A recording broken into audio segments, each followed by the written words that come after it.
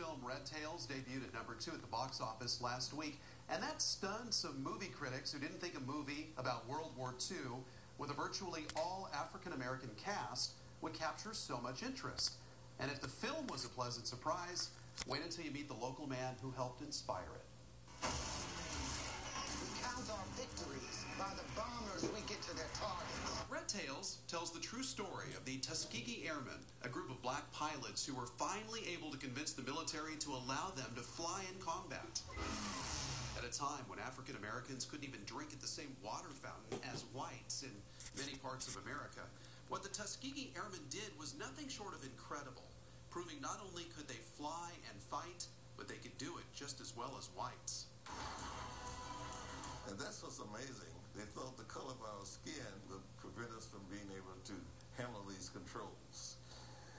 They actually believe that. Ben Berry lives in Milwaukee, but back in 1943, he trained in Tuskegee, Alabama, and joined the group of the first African-American aviators in the U.S. Army Air Corps. You know, we kind of thought what we were doing was important, but we didn't realize that it was as important as it turned out to be.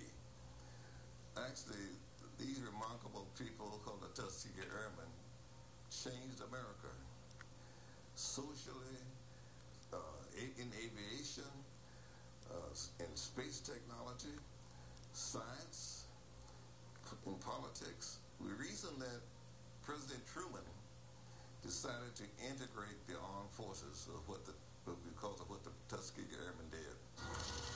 Their heroics over the skies of Germany helped earn the unit a Congressional Gold Medal, something Ben Berry still carries with him today. He also carries the memories of how he and his friends broke through barriers thought to be unbreakable at the time. It was Alabama.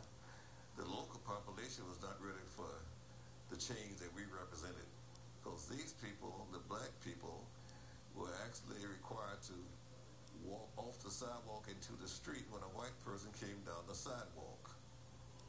And we would never, Tuskegee Airmen, we would never do that. With most Tuskegee Airmen now in their late 80s, their numbers are fewer every year. But for those still alive and still able to tell their stories, they are finding a most receptive audience. I just discovered I'm a celebrity. I really discovered that to this past weekend when 100 people wanted to shake hands and take pictures with me. Myself included. Ben Berry has written a book about his experiences called Tuskegee Airmen to the Moon, Mars, and Beyond. And for Mr. Berry, Tuskegee was just the beginning. Later, he would go on to work for the Apollo missions to the moon and also the shuttle program.